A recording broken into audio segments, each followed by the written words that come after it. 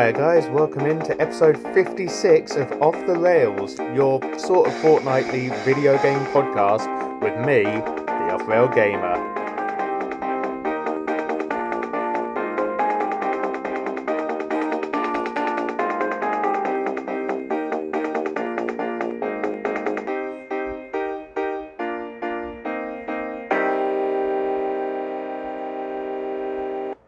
Welcome in guys. So the last couple of episodes I've done a little bit different. I haven't been scripting them like I usually do.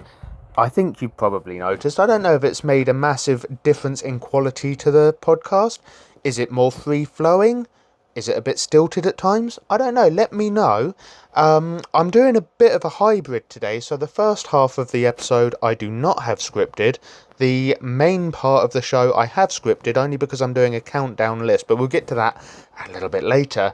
What I want to do first, and I was thinking, do I put this as another what I've been up to recently segment, but I've got plenty to talk about in what I've been playing recently. So I am going to do this in the intro to the show.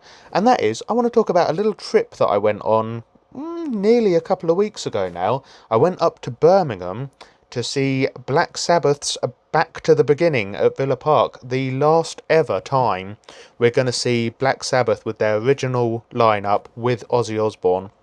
So I just wanted to talk about that a little bit really. What a day. Every band, every artist who was there, they put on such a performance. I mean, some of the highlights have to be, Pantera were fantastic. Metallica, who I've told you in recent podcasts, they're a band that I'm trying to get into and hadn't really in the past really got what they were about. They were really good, and you know what, I kind of had this idea of them that I thought they were going to come across as a bit maybe pretentious, a little bit up themselves. Didn't get that at all. When they were on stage, they honestly just looked like they were having fun with it. They looked like a garage band still having fun, still enjoying themselves, and they seemed really genuine about it. Very impressed with them.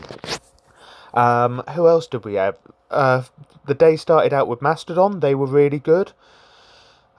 We had Slayer. Unfortunately, with the Slayer set, the sound system kind of cut out on them, so I couldn't hear most of their set, but it did kick back in for their final two songs, which was Raining Blood and Angel of Death. So really happy about that, because two amazing tracks. Anthrax were there. They were really good. Guns N' Roses. We had supergroup performances. And you probably heard one of the standout moments of the entire day. I've never listened to his music before, but I have to say, Youngblood put on a really, really good rendition of Ozzy's Changes. Really heartfelt, emotional, really just what a voice, I have to say. And then, of course, at the end of the day, you had Ozzy went on, played a few songs from his solo career, and then came back out with Black Sabbath, the original lineup, and they finished it all off with Paranoid. It was an amazing day. It was compared by Jason Momoa, Aquaman. He was hosting the day officially, right up until Pantera came on. And then he got in the crowd. He got in the mosh pit. He started a mosh pit. It was so funny. You'll be able to find clips of that up on YouTube, probably on TikTok, various social media platforms. Just look for it, because it is really funny. But what a legend. And I thought, do you know what? You've got this really high-profile celebrity there. That's quite a risk that he took, getting in a crowd of people like that. So good for him. He looked like he was having a great time. And I've got great admiration for him for doing it as well. So yeah, fair play. What a day. I just wanted to talk about that to kick off the episode. It's got nothing to do with video games. I have gone well and truly off the rails. Shall we try and get things back on track? I will talk about what I've been playing recently, but also some of my recent pickups. So let's get into that part of the show.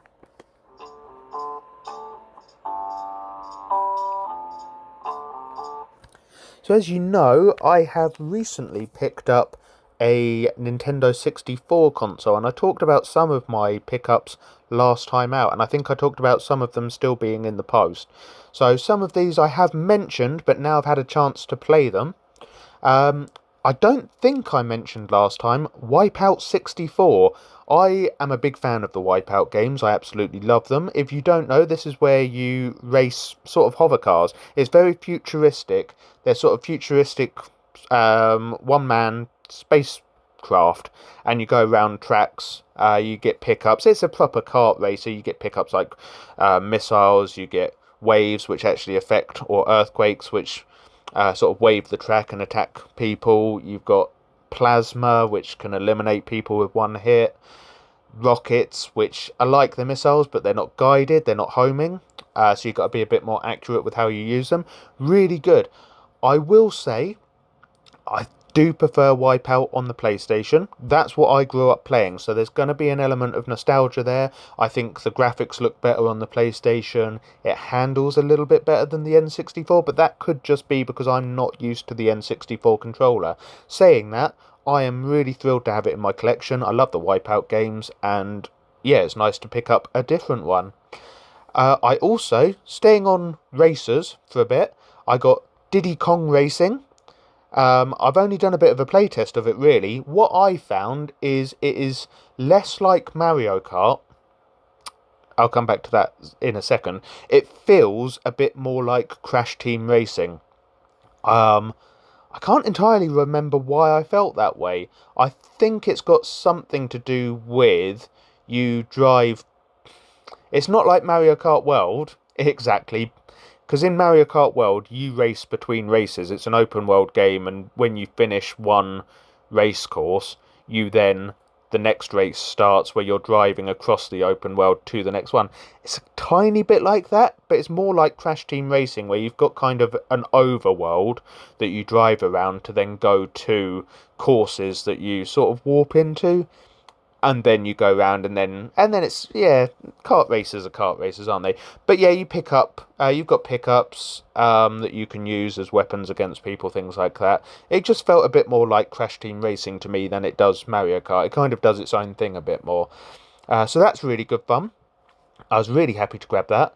I got Star Wars Episode 1 Racer, which I spoke about last time. It hadn't arrived yet. I have played that on the Switch. I've got, what's it called, the Star Wars Heritage Pack Collection or something. I can't remember the exact name of it. But on it, it's got, like, I think it's got one of the Knights of the Old Republic games. It's got Star Wars Bounty Hunter on it. I think it's got Rogue Leader on it. And it's got Star Wars Episode 1 Racer. So I have kind of played it before, but on the Switch. And that's with a bit of a remaster. Really good to be able to play it on the N64. And you know what? It plays really well. Really enjoy that game. So really happy to actually have that and have the original cart to play on the original hardware. It's a nice feeling as a collector. I've got GoldenEye. You've got to get GoldenEye, haven't you? I've kind of played through the first mission of that. I haven't got too far into it yet. But it handles really... Do you know what I was really surprised with? When I loaded that up, I thought it's going to be old school controls. It's going to be on a controller that I'm not all that familiar with. How am I going to get on with it? Surprisingly well. It handles really well. It does look dated, but it stood the test of time a lot better than I would have thought it would. And bear in mind, you've got a lot of enthusiasm online for this game, but this is people that grew up with it. They're going to be looking at it through rose-tinted glasses. I never played it as a kid. I don't have any real nostalgia for it. So for me to say that actually, yeah, no, it is a good game, it's a good game. I can see kind of what all the hype's about. And if I had the nostalgia for it, yeah, I can see why people big it up so much. In a similar vein, I got Mission Impossible.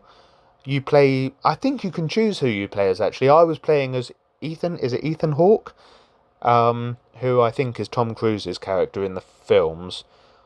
I didn't know what I was doing. It's a little bit like GoldenEye in the way that it controls.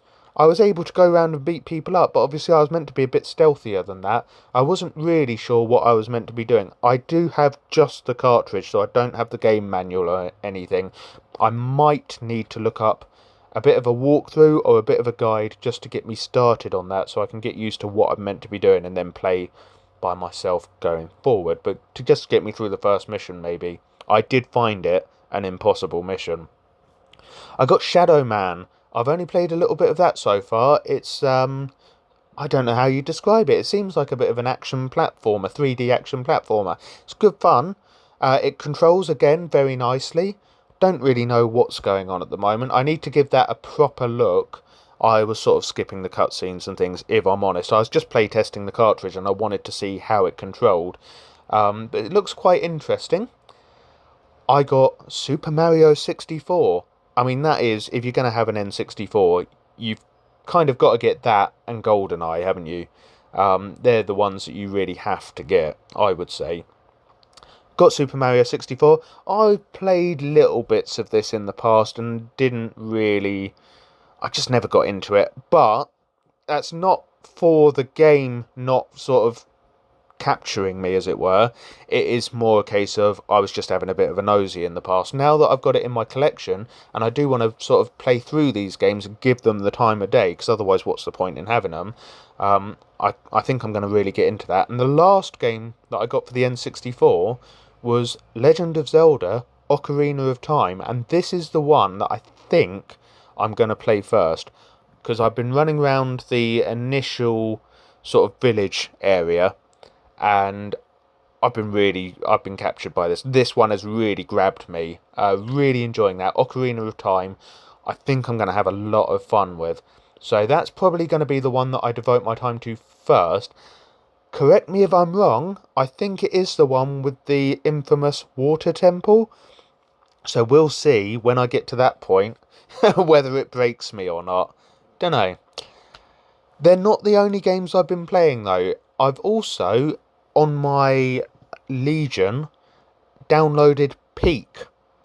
Because a lot of my friends have been playing that online and it looked really good fun. I'm rubbish at it. Essentially, you're in a plane crash, you land on a beach, and you have to scale a mountain. I think the idea is that from the top of the mountain you can put out some kind of signal for someone to come and rescue you. I'm not sure, because I haven't got that far. I'm really learning the ropes at the moment. I'm rubbish at climbing this mountain. I'm not getting too far at all. I don't know if it's one that is easier with other people. So what I might try and do is see when people are playing it next and see if I can jump in a game with them. And at least they know what they're doing. They can show me the ropes a bit more.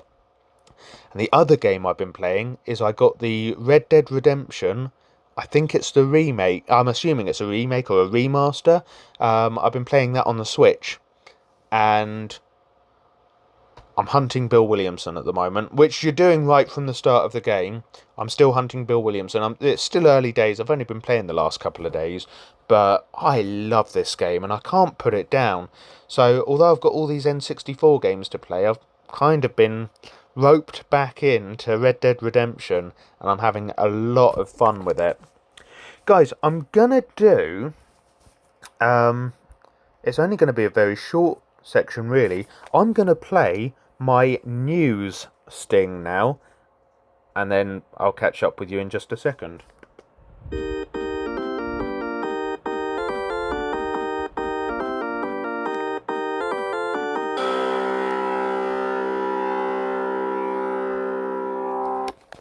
Right, so I didn't actually find a great deal in the way of gaming news this week. Honestly, I don't know what's going on, because when I first started this podcast, I used to be able to find a story or two every week. And it's been months now, hasn't it, that I haven't really found much of any interest.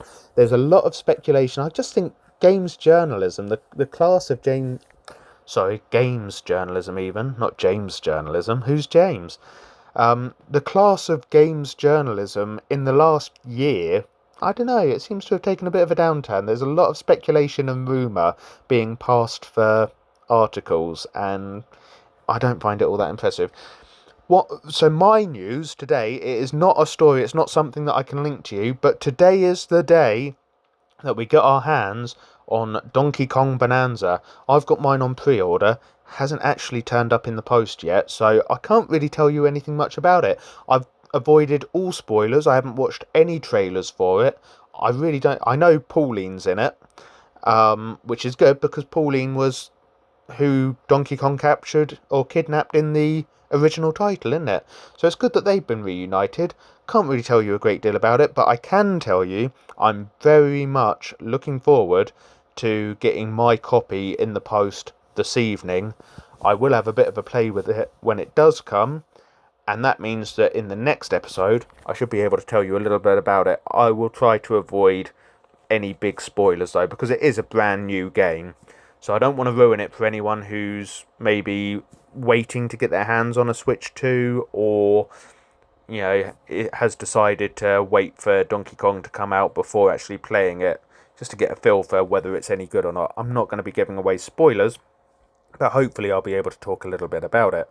So whilst I've really said nothing in this segment this week, it was just really because I'm quite excited for it, and I had to get it off my chest. I couldn't say that it's something that I've recently played, and I couldn't say that it's something that I've recently picked up, because as I say, still waiting for it to be delivered. But I wanted to talk about it, and I figured I could put it in news because it's kind of a news story. Today is the launch day of Donkey Kong Bonanza. Guys, I'm going to throw us into the main event then, which, as I said at the top of the show, this is the scripted bit. I'm going to try not to trip over my words. Let's play the jingle, and I'll catch you back here in just a moment.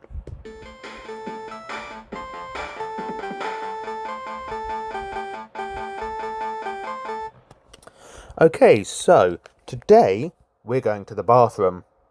Don't worry, I am not recording this on the John, but you will want to grab your plungers and hold your noses as we explore the top 10 toilet experiences in video games. Starting things off at number 10, we've got Metal Gear Solid 2, Stealth in the Stool. You know what's worse than a guard discovering you while you're sneaking?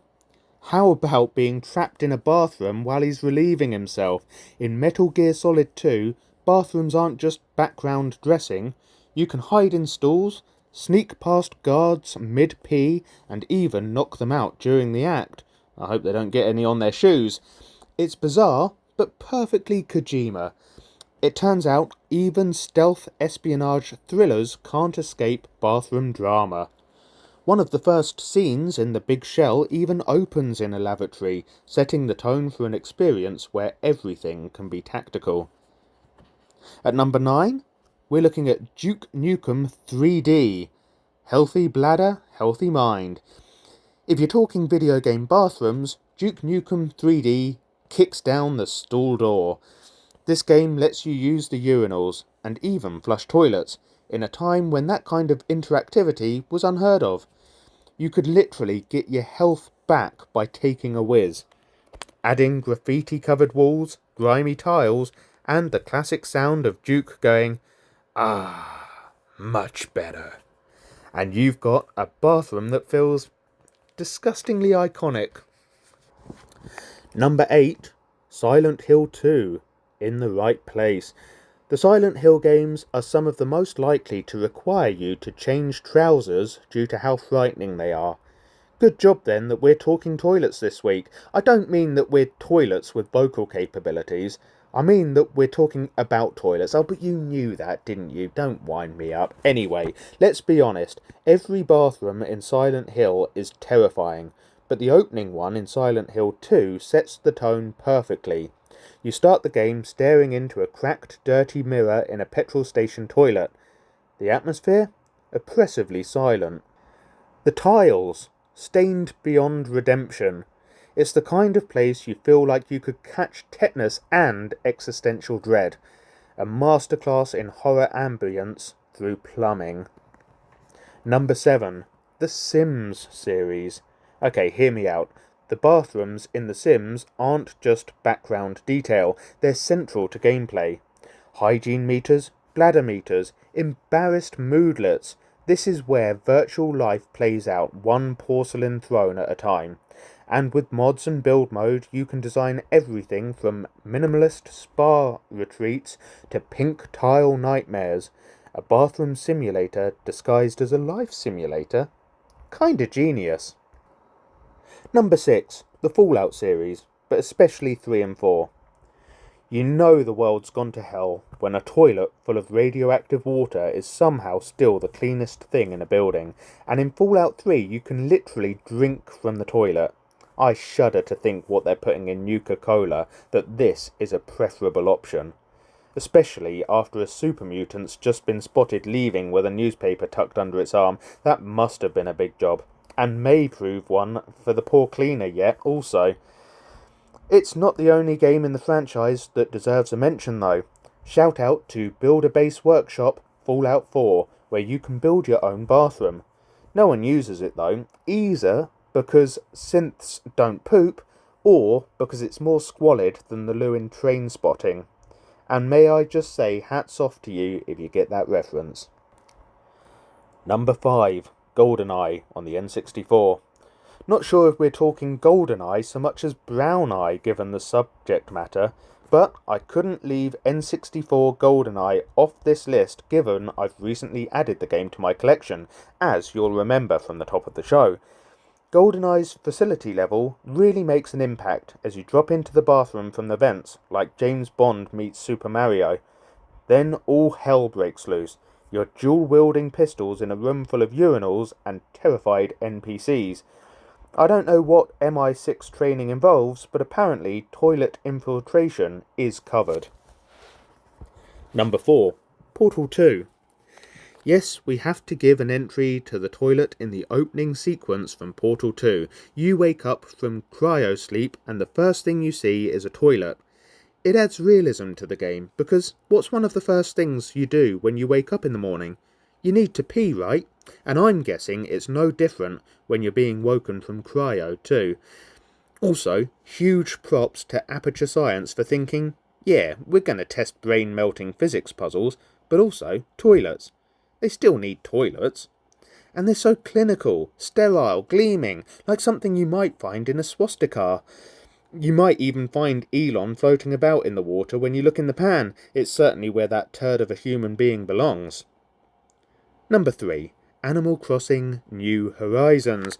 In Animal Crossing, you can place toilets in your house. You can sit on them, and you can flush them. But here's the wild thing. In Animal Crossing New Horizons, or ACNH as the cool kids say, you can eat fruit to gain strength, allowing you to fell trees or break rocks super quick. But did you know you can also use the toilet to, how should I put this, dispose of that strength? Nothing says cozy island life quite like power pooping to uproot trees. And who else has a gold toilet next to their hot tub? This game really taught us how to live. Number 2. Stop laughing at the back, it's not that funny. Death Stranding is our number 2, which isn't me calling it a poopy game. It's just where it features on our list. Although Death Stranding was a bit of a Marmite game, leaving some players thoroughly impressed and others ready to toss it in the toilet. The toilets in Death Stranding aren't just for show though, if we can get back on track for just a minute. They're plot devices. In Sam's private room, you can do a stand-up or sit-down toilet making, with each option creating different kinds of grenades. That's right. Just like a naughty chimpanzee in the zoo, you can hurl your poop around as a weapon. Number 1. Conker's Bad Fur Day. We conclude our list today with the most expensive game if you wanted to buy it today. At least for the N64, that is. This game is filthy, but the great mighty Pooh deserves the crown. He's a literal opera-singing pile of crap that you defeat by throwing toilet paper into his mouth. It's kind of Shakespearean, if Shakespeare had been a caffeinated Rare employee in the early 2000s. Fun fact, Nintendo agreed to publish the game, but the official cartridges do not include the N64 logo on the box art or the cart stickers. Conker's BFD is absurd, disgusting, hilarious, and unforgettable. Guys, that has been a countdown from 10 to 1 of toilets in video games. Can you believe it? It's been quite a fun episode, hasn't it? I am going to wrap things up there. I really hope to see you again soon. All I've got left to do is say thank you very, very much for listening, and I do sincerely mean that. And I will play the podcast outro music. Catch you again next time. Bye!